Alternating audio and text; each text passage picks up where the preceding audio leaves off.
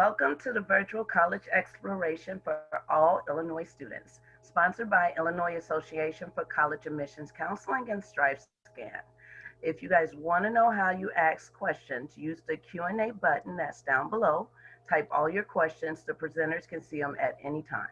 Your camera and microphone are off. You're muted and your video is off so the panelists can't see or hear you.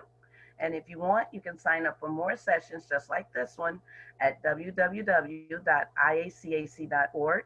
This recording will be available in about a week at www.iacac.org. Okay, Matt, it's all yours.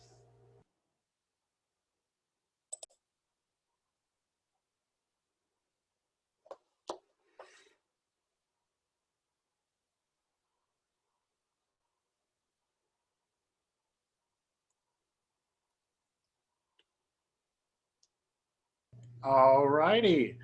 Good evening, everybody. I am Matt Housley. I serve as the Assistant Director of Admissions for Diversity here at Ball State. I've been at Ball State now going on just over 2 years. In terms of my travel territory, I am one of the admissions counselors for Illinois. I serve as the admissions counselor for the south and southwest suburbs, as well as the southern half of Cook County. So anybody falling into there, I actually serve as your admissions rep. And then I will let my co-presenter here, Danny, introduce himself, and then we'll get started.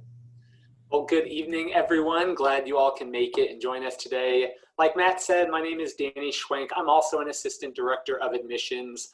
My travel territory is the north and west suburbs of Chicago, as well as the top half of Cook County, and then all other counties around the state of Illinois as well. I've been with Ball State for a little over 2 years as a professional, but I did graduate from Ball State in 2015 with my bachelor's degree in psychology. So I do have a little bit of a student perspective and an out-of-state perspective because I am originally from Gurnee, Illinois. So I'd be happy to share that with you. Just so you all are aware, I will not be on camera as Matt's presenting. I will be answering questions in the chat. So as Matt touches on different things, feel free to ask questions as he's going through the presentation, and I will try to answer them as quickly as possible throughout. Perfect. So before I get started talking about your Ball State experience and what it could look like, I want to just dive in and give a short, brief video. I think it does a good job of just overviewing and getting you excited about what your experience could look like. So during the videos that I do play throughout this, you'll see me go away and Danny go away, but we'll be sure to pop right back on as the session gets going. Again, please feel free, put your questions in the chat so that way Danny can answer them. And we will also have some time at the end for Q&A as well. All right, here we go. The quest for knowledge and a greater understanding is a lifelong pursuit. An ascent towards a fulfilling career and a meaningful life. As Ball State Cardinals, we learned early on that it's our responsibility to prepare and to prepare you for anything. Beneficence stands tall as a symbol of enduring values that have sustained us for more than a century. Forged during a turbulent time, the Great Depression, and from the contributions of more than 11,000 people, beneficence inspires us. What we know about adversity is that we do not choose the time, but we do choose the response with grit, creativity, and dedication. Where tradition meets innovation, we form an enduring partnership, a formidable alliance with a deep desire to learn, to teach, to grow, to thrive, to fly. The values of Ball State University embody a wealth of opportunity, a powerful bond among faculty, staff, students, and alumni, and a bright future that includes you. Our intellect and experiences fuel our purpose and our capacity to serve our neighbors. Your journey begins now. We will remember this time for the opportunities we seized, the discoveries we made, and the lives we transformed. At Ball State University, with beneficence as our guide, we fly.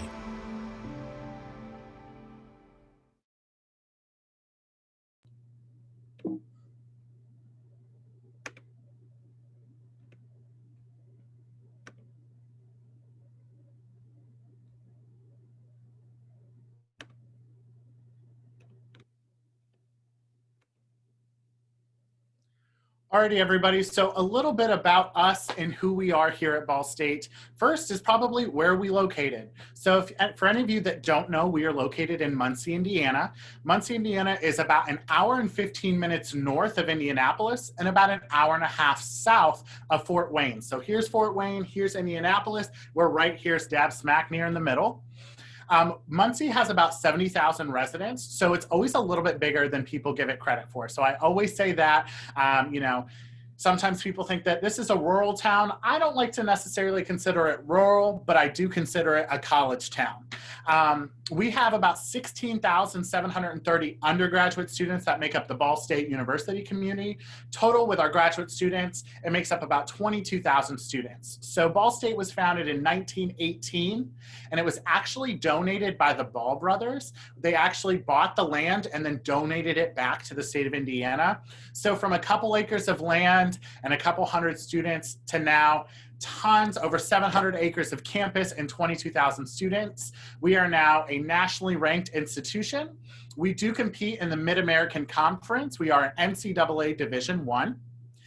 And the overall kind of the theme for today is just going to be talking about what your experience could look like. So as much as I want to talk about Ball State, I'm going to do my best to hopefully give you some insight into exactly what your student experience could look like. So first, of course, we have to start with a degree. You're coming here to get your education. So Ball State has over 120 different academic majors in 7 different academic colleges. So we have everything from education to business, exercise science, nursing, architecture, fine arts, theater and dance, animation, telecommunications, sports management. Really the scope of what you can study here is endless. We also have some unique majors such as speech pathology and deaf education, aquatics, glass art, and residential property management, just to name a few. What's also nice about all of these majors is that they are really going to make sure that we're setting you up for what comes next for you. So whether that's going to be graduate school or whether that's going to be you getting a job in your field, we really want to be sure that we're setting you up for that. And here at Ball State, I think we do a pretty good job. We offer a job placement rate across the board of 94%. I did post a couple of links here if you want to write them down. What's nice about these is these will give you access to clickable links for every single one of our academic majors on campus. So bsu.edu/majors is a great place to go if you're looking to see, well, I wonder if they do have, a pre-PT program. Then you can go on and you can see that we absolutely do through our exercise science program. To pair along with that, you also have access to our academic minors. We have over 130 different minors which you could study with and pair with those majors. So for example, maybe you'd like to start your own art studio. So maybe you're going to go ahead and major in graphic design or the art of your choice, but then you're going to go ahead and maybe tack on an entrepreneurial management minor, or maybe even an entrepreneurial management double major. So we really want to ensure that those minors that you can pick up, maybe it's just something you enjoy and you want to continue to learn and expand your knowledge on, or maybe that's going to help you get that leg up in your career and where you'd want to be. So minors are a great way to pair with that academic major to really customize that degree to exactly where you see yourself going in the future. We also have an exploratory studies program. So about 8 to 12% of our freshman class each year comes in undecided, which means that they're not exactly sure exactly what path they're ready to go on. And that is completely okay. Here at Ball State, we have a program that's ready to bring you in with a variety of resources and one-on-one assistance to ensure that we can get you in a major. Our goal is to get you into a major by the end of your freshman year. And as long as you're in a major by the end of the freshman year, there's about a 99% chance that you're going to graduate on time. So you can come to Ball State trying to explore and figure out what you want to do at 17 and 18 years old. It's probably pretty hard to figure out what you want to do with the rest of your life. So absolutely that is an option for you if that's something that you would be interested in. Pairing with this, these innovative degrees that we have is what we call immersive learning. This is something that's very unique to Ball State. So you've probably heard of internships, practicums, and experiences like that. But we really wanted to say, how can we get this integrated as a part of your classwork, as a part of your coursework? And one way that we do that is through our immersive learning. We're going to be able to give you real world experiences that actually are part of your classroom experience. So For example, you may get into an immersive learning project. And again, every single major has, we do guarantee at least one immersive learning project, but some of our students will go on to complete 2, maybe 3 of these immersive learning projects. But you would be in the classroom. Maybe you'll do a little bit of learning, a little bit of researching, figuring out what you're going to do.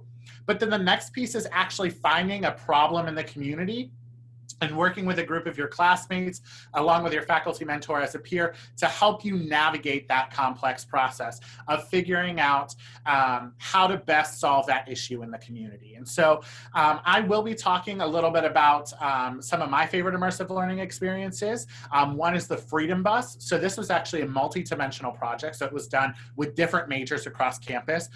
But it is a mobile civil rights museum that travels around the state of Indiana, educating young elementary students on the civil rights movement.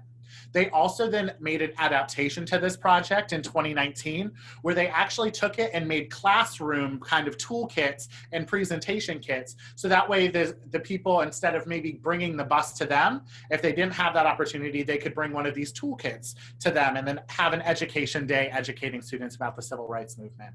We also have BSU at the Games, which is a great resource for allowing students in the telecommunications department to actually be a part of the Olympic Games. So they actually did get the chance to go over to Sochi in the Winter Games, interview athletes, interview different stakeholders in the event. And then much of what they actually produced in their news packages and interviews was brought back to the States and debuted here as well. So those are 2 of the immersive learning projects that I like to highlight. I'm going to go ahead and play this video. It's going to run about 4.5 minutes. It's going to be a good visualization for you to kind of put eyes and visualization to what I'm saying. So this project was done out of our early childhood and special education majors. It was actually in our Huffer Community Center that's located in Muncie. It's one of our largest childcare centers. And they actually created listening rooms, and they'll explain what those are, for the community. And the best part about this project is it really dives into what is the community impact. That is the most important thing, is that we live beneficence, we live this ability of doing good, and so we really want to ensure that that's living out throughout everything we do in our academic process. And so I really like how this project ties in. So I'm going to go ahead, I'll exit off the screen. You guys to take a look at this reconstructed early language and learning literacy video.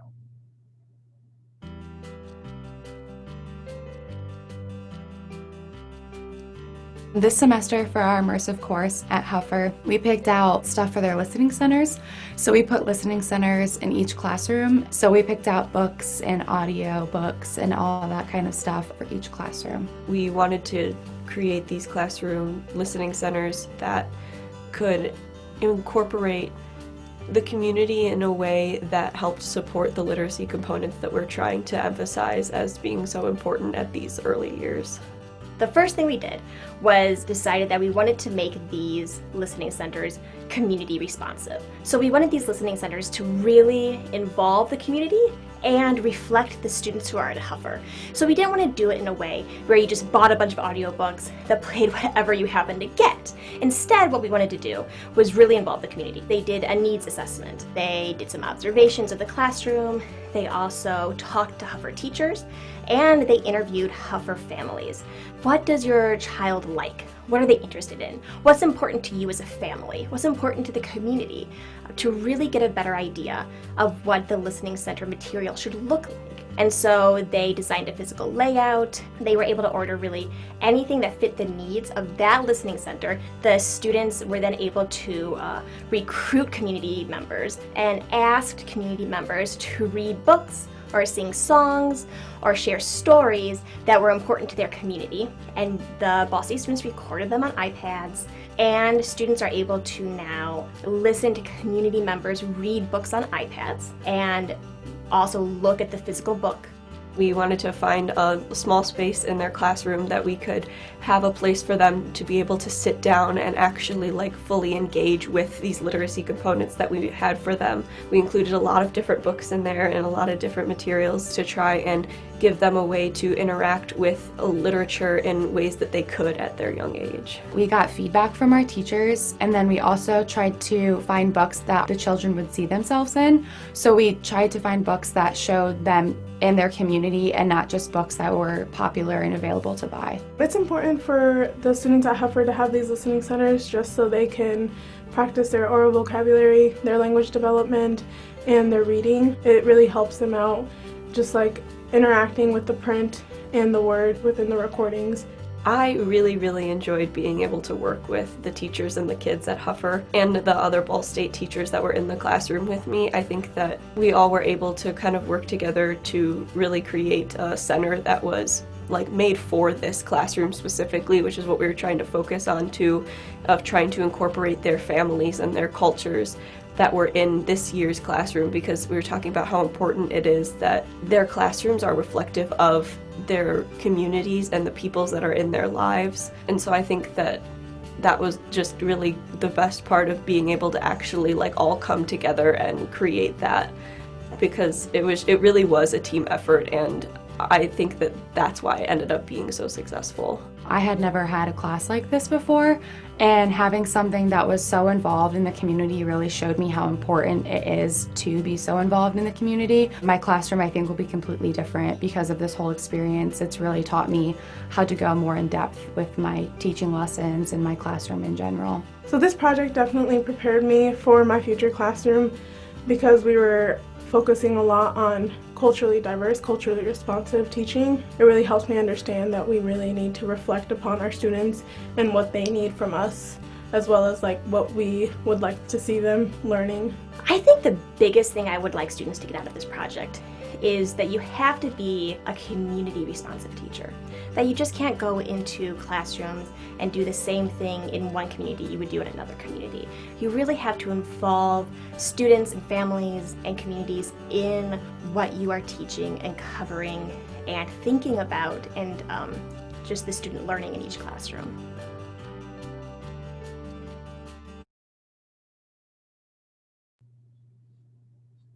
And so I hope that that was just a good little quick visualization of what that project looks like, the impact it had on the community. And again, I can't stress it enough that every single major will have the chance to complete one of these community hands-on projects throughout their time here at Ball State.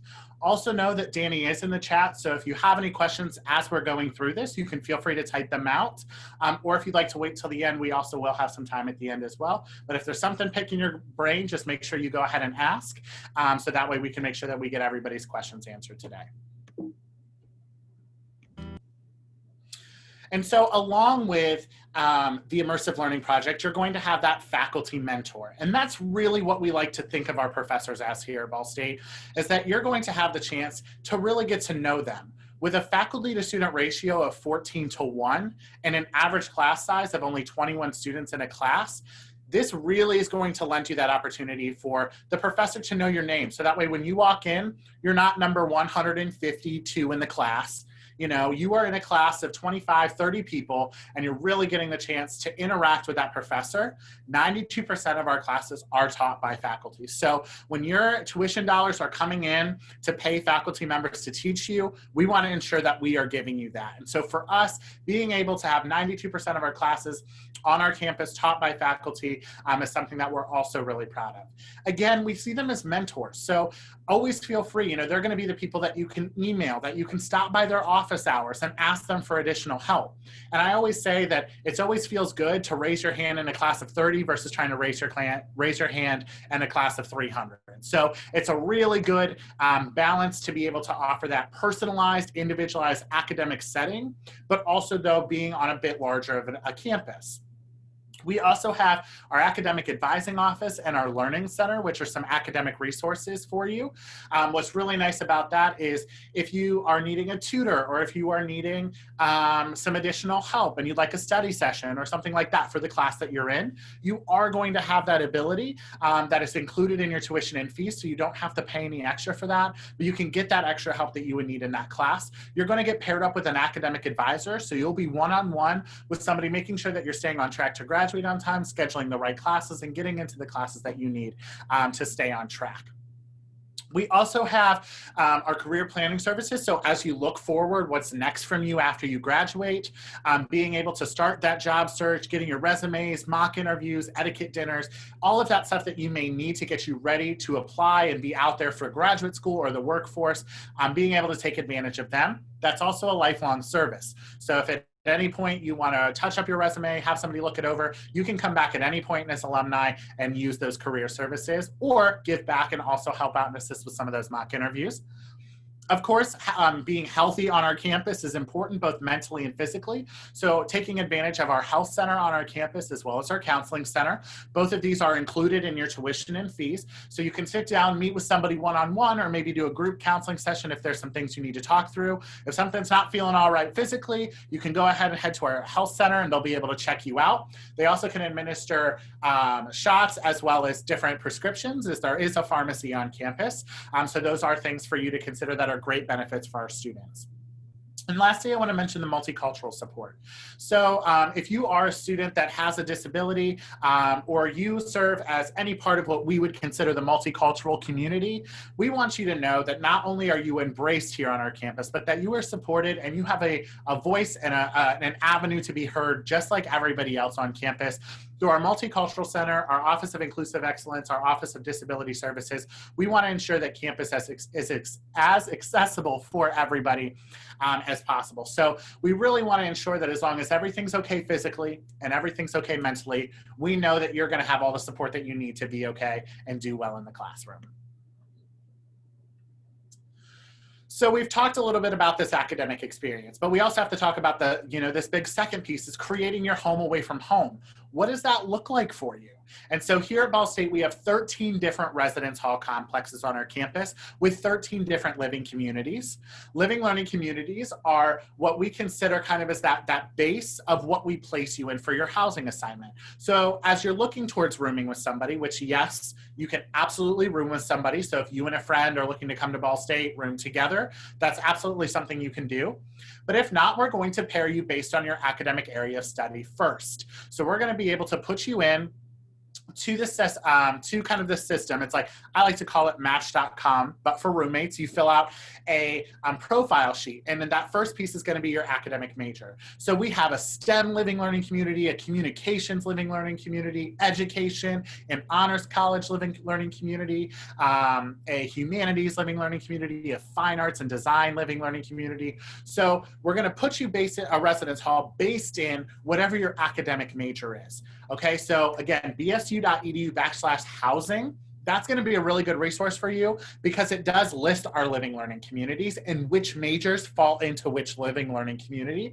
So it will give you a good idea of, all right, these are going to be the kind of people I'm going to be around. We know that for, the maximized academic success is going to be able to get you into a living situation that also helps support your academics.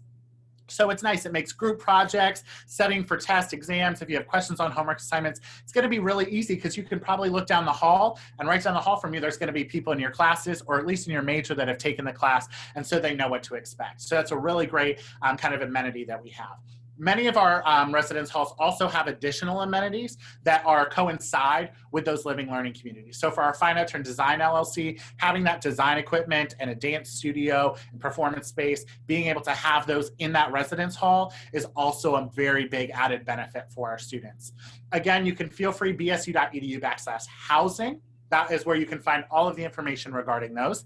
There is a 1-year residency requirement unless you live within 60 miles of the institution, but I'm guessing since you all are from Illinois, you're probably more than 60 miles away. So you all will be required to live on campus for 1 academic year, and then after that, you can move off campus if you would like. So not only do we learn well, but we eat well too. Here at Ball State, we are very proud to offer a variety of different dining options. We are consistently ranked as one of Indiana's best colleges for foods, as well as the nation's best colleges for food. So as somebody who loves food so much like myself, I am really happy that I work at a campus that has amazing food for our students to enjoy just as much as it is for me to enjoy. We have everything from that home style, the kind of create your own customizable options, to those quick grab and go, coffee, sandwich wraps, things like that. But we also have all those fast food chains that you may want to indulge in. We have 2 Starbucks located on our campus, Jamba Juice, Chick-fil-A, Taco Bell, Papa John's, and Quiznos, just to name a few of the name chains that we do have on our restaurant or on our campus. Sorry about that. I am also very excited to share with you that we have a brand new dining facility that's also built on our campus. So no matter which end of campus you're on, if you're in the center, the very ends of campus, or maybe even in your residence hall, there's going to be some great places for you to eat. We also have all of our food is labeled, and we also provide a lot of different dietary options. So if you are vegan, you're vegetarian, you have any food intolerances or allergies of any kind, we absolutely can provide those to you to provide all those options for you as well. And we also have dietitians on campus. So if you're trying to figure out where's the best places to eat healthy and when, what are those best options for you, you can absolutely meet with one of our dietitians and they'll get you on the right track. So before I start talking about student life, I did want to make a quick mention. I wanted to bring in 4 different students and kind of give you a little bit of an insight on why they chose Ball State and when they knew this was the place for them. So we're going to go through them. They're real quick and short, but I wanted to give you a little bit of a snippet into why our students chose to be here on our campus. I knew I was a Cardinal when I learned more about the school's academic reputation. I had opportunities to go to other schools, but when I learned about the classes at Ball State being discussion-based and especially in the Honors College having opportunities to talk with students from different majors, I fell in love with that idea. I knew it was going to be challenging, but still really exciting. Now I'm here and I love it.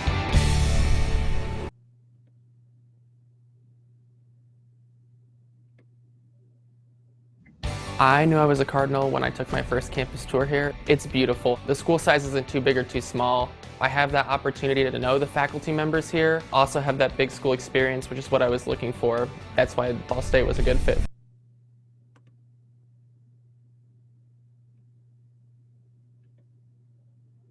I knew I was a Ball State Cardinal when I met Coach Byrne. She's the field hockey coach here at Ball State. And we share the same standards for excellence. And growing up in Mexico, my dad always taught me that if I was going to do something, I had to do it right, otherwise just not waste my time. And Coach Byrne shared the same standards, so it just clicked right away. It was perfect.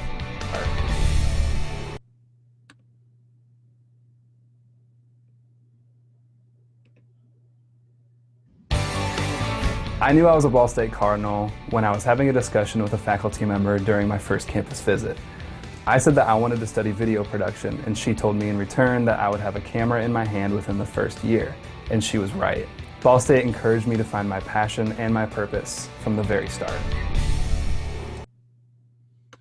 And so that's just 4 brief kind of snippets of why our students chose to be here. I actually know 2 of them, and they are doing very well. One just recently graduated, and he is off to Arizona, which is great. So I did just want to share that because I think it's so important that, you know, while I'm here talking to you as an admissions rep, that you truly see why our students chose to be here. And so one of the best things about our campus and why they chose to be here is our student life, the ability to get involved. We have over 400 clubs and organizations on our campus. We have everything from community service to an active Greek life, political organizations, religious organizations. We have hobby clubs. We have pre-professional organizations that are focused on your job development and your kind of professional growth throughout your career field. We have honor societies. We have student government, our university program board, our multicultural organizations. It is truly a very lively place. And while it may not be lively right this moment with everything going on, this campus in the fall is something to experience. From the traditions at homecoming to all the variety of things that we have going on our campus, from the speakers, the artists coming to our campus, to the musicals and plays. Everything that's going on. This place is an extremely lively place to be. So if you are looking for a campus that's going to keep you entertained, that's going to keep you engaged, not just during your classroom time, but after class hours and on the weekends as well, this, our student life office is great. We have an awesome resource called BennyLink. it is a great resource to be able to look at all the different clubs and organizations on our campus. So that's BENNYLINK. So BennyLink, and you can go on there, you can search and see all the different organizations and what they stand for. So if there's something that you're really looking for, whether it's club, intramural sports, you're looking to get involved in any of those organizations that I had mentioned before, that's going to be the place that you can check it out. I will also make mention that going to our sporting events in a normal time is absolutely something that you can do as well. You will have access to all of our regular season home games for free with your student ID. So it's a really great way to get out there, support our athletes that are out there busting their tail to hopefully bring a win home for the Cardinals. I also want to talk about our community and what that can offer in terms of our student life, is being able to have the ability to hop on a bus. So we have a public transportation system here. Hopping on the bus, getting on there and going to our local downtown area, which has a lot of local shops and eateries. It's home to our farmers market every summer and fall, which is great. It offers a lot of niche things to do. And I always say every community, no matter where you go, whether it's a city, whether it's a college town, whether it's rural or urban, it's going to be what you make it. So Muncie has the opportunity to really be an awesome place for you. All you have to do is take the steps to get out there and see everything, because I promise you there's tons to do. And there's also everything you're going to need right in Muncie. So you won't have to go far. You can hop on the bus, take it around anywhere you need to go in Muncie. You can also have your car on campus as well, so that's something you can do. So if you wanted to hop in your car, but there's tons of different grocery stores, shops, restaurants, and things around the area, so you won't have to go anywhere. So Muncie has everything you need. And then again, having access to that bus system for free is a great way, so that way you don't have to go to your car and all that hassle. You can hop right on the city bus. So now I hope that I've done just a good job of giving you a little snippet about what does Ball State look like for you, what could it look like. Now we need to talk about how do we get you here. So our steps to apply, bsu.edu/apply.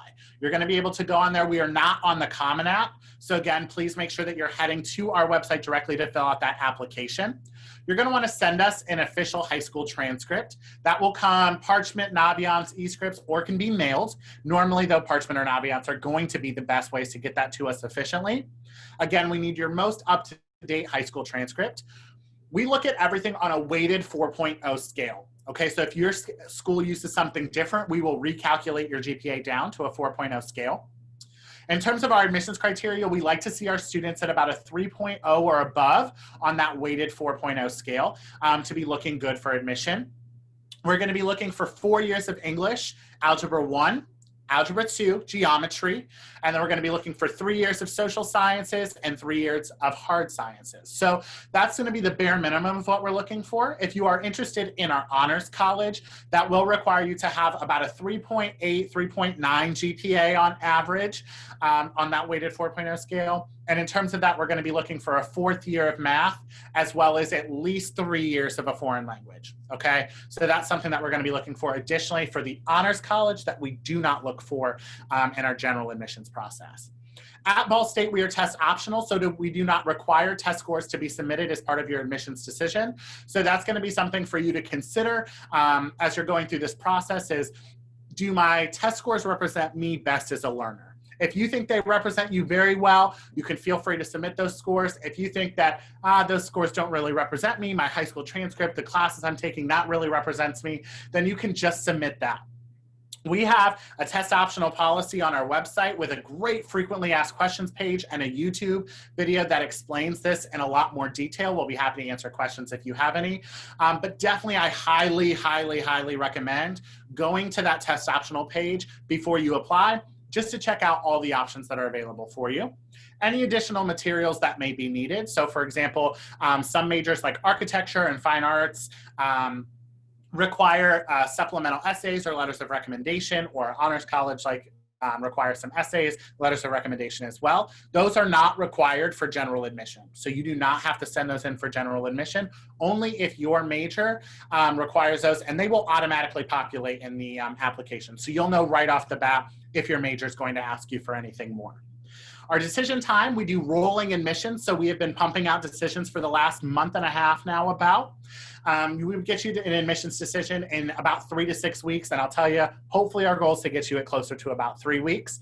Our priority deadline is March 1st, our priority deadline is December 1st, and then the priority deadline number 2 is March 1st. So I always say December 1st is going to be really when you're going to want to get your application in. If not, you have until March 1st to apply, and we can still get you in and welcome you into the class of 2025, right? Yes, 2025. So great, you've applied, you've been admitted. Now, how are you going to pay for Ball State? Right? So one thing we're going to talk about is we're going to be looking at the right column here, and it's going to be about $38,000 for the academic year. So that includes about $25,000 for tuition, tuition and fees, and then the rest of that is going to be for your room and board. Okay, so again, it's about $38,000 for the academic year. The first thing that we want to help you do is be able to say, let's get that $38,000 and let's get it as low as we can. FAFSA has opened, so it opened October 1st. So you're going to want to be sure that you fill out your FAFSA so that way you can maximize as much need-based aid, both from the federal government and potentially Ball State, to help assist you in that college, paying for college. And then for you all, you're going to be looking at those out-of-state merit-based scholarships, which you can see is offered at a much higher level than our in-state residents. Our out-of-state scholarships range anywhere from $11,000 to $16,000 for the academic year. We have a scholarship calculator on our website. This is going to be a really great resource for you as you look towards what comes next in terms of, am I possibly going to be eligible for any merit-based scholarships? You can type in your GPA on that weighted 4.0 scale, type in your test scores, or you can just type in that GPA and submit test optional and see what kind of aid you may be eligible for. Again, this is going to be really important for you as you look towards this because, again, the most important thing that we want to tell you is that we know college is not cheap, right? But by selecting the right option, whether you're going to go test optional or you're going to go ahead and submit with your scores, by using that scholarship calculator, it's going to be a great tool to make sure that we can maximize as much merit aid as you can be eligible for. So again, our goal is to get that $38,000 as low as it can be. And again, normally with most of our students coming from Illinois, we can make it extremely comparable, if not cheaper, to some of those Illinois institutions that you may be looking at as well. So I just want to close it out here before I open up with questions about some different ways to engage with us after today. We have a virtual preview day that is on October 24th. It is going to, registration just went live. So it's going to be able to have a variety of different options for you to listen and get some admissions information, some financial aid information, more than I gave you today. You'll also have the ability to meet with some current students and ask them some questions, as well as learning more about your academic area of interest. We have our virtual campus visits, which honestly, I would say they're going to be probably less in depth to what you got here. So you probably may not want to register for that, as it may be some repeat information. We have our chat with a Cardinal. It's a 1-hour Q&A where you have the chance to engage with some current students, one-on-one admissions appointments with Danny and I, so you can actually schedule to meet one-on-one with us if that's something that you would like to do. Our virtual campus tour. So unfortunately, all of our campus tours for on-campus are full for the semester. So feel free to take our virtual tour, or if you're coming into the area and you do want to take a look around campus, you can absolutely stop by the office and we will be happy to get you on a self-guided tour. So it's just set up with a campus map and some destinations. That way you can go and explore campus for yourself. So while our standard campus tours with a tour guide may be full, we are still welcoming visitors to come and take a look around our campus. There are some other virtual opportunities, such as the one-on-one financial aid appointments. So if you are more curious on the financial aid process and what that looks like, and ensuring that college can be as affordable as it can for you, you can absolutely schedule a 25-minute academic or financial aid appointment one-on-one to speak with a financial aid advisor about those concerns that you may have. Virtual academic sessions, which are great to be able to offer for our students to learn more about their academic major. So I just briefly touched on all the majors we have. If you're looking for more information on your major specifically, that could be a great thing for you to register for. And our virtual housing tours, where you're gonna have the chance to actually walk through the residence halls with a current RA, that is currently in the works. So those will be coming to you very soon. I have blown through a ton of information in this last about 35 minutes. So I'm leaving the next 8 minutes for questions. And so Danny will be popping back on the camera here for us to be able to engage and ask some questions. I know that I believe that Danny had just asked, there was a question that came up in the chat. Please feel free to ask us our questions. We have 45 minutes and I did want to leave some time instead of putting in some more information. So I'd love to engage with you all. Tell us where you're from if you'd like, ask us some questions, anything that way we can engage with you. It would be great. And then from there, just so you are aware, our contact information, it is up here. So that'll stay up here for the remainder of the Q&A. That way you can write down our email addresses, phone numbers. And then again, feel free to email us and I would be happy, or Danny and I would be happy to email you this presentation. So as you can see, there's a lot of clickable links in this presentation. So I'd be happy to email this to you. That way you can click these and have quick access to that information as well. So do we have any questions that we can answer for anybody at this time?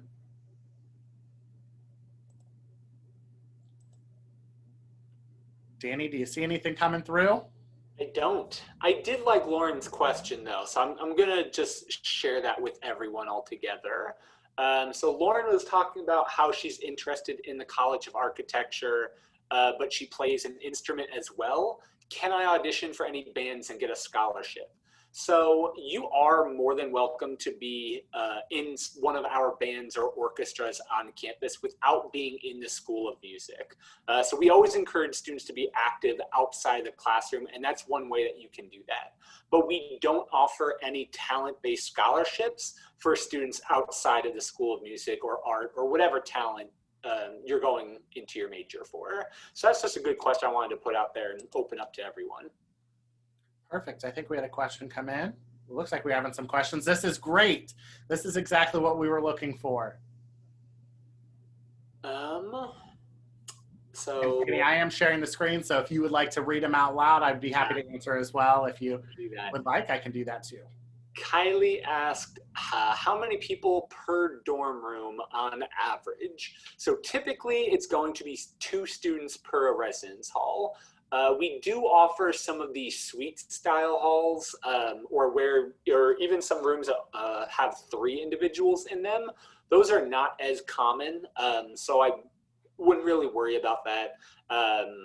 Typically, especially for your first year, you can expect 1 other person in your room. Lauren asked, are there major specific scholarships? Yes, there are, and you are considered for scholarships when you apply to Ball State. So you'll be notified of any scholarship that you receive when you apply through our office admissions. But then there are some major-based scholarships or college-based scholarships that you can apply for supplementally as well. So be on the lookout for that. They will typically email you any opportunities like that. And sometimes you are automatically considered for those scholarships as well. Yes, bsu.edu/scholarships. That is going to be a great resource for you as it shows the merit-based data. And again, you'll see those right away on your acceptance award letter, but no, we can always re-review. So maybe you weren't scholarship eligible right away, or maybe you're really close to that next tier. You messed around in the scholarship calculator and you're really close. We'll take an updated transcript at the end of your 7th semester. We'll take updated test scores if you choose to submit with your scores to always reconsider you for those scholarships. I think we have about 2 or 3 minutes left. Is there any other questions coming in here that we can answer? I did get another one. Oh, perfect. Kimberly asked, can you tell me more about the volleyball team? Is there a certain height or skill you need to try out? I don't think there are certain parameters like that. I will say we do have a really strong volleyball team. So they do actively recruit high school students. If you're interested in volleyball or really any of our Division I sports, the first step is to fill out our recruitment questionnaire, which you can find on the Ball State Athletics website. So if you go to the, just Google Ball State Athletics, click on the team that you're interested in, and then in the corner at the top, you should see a recruitment questionnaire for you to fill out. And that will be the first step of you getting in contact with the coaches.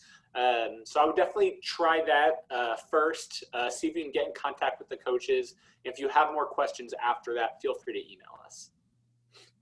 I love the volleyball team. Danny knows they're my favorite two teams on campus.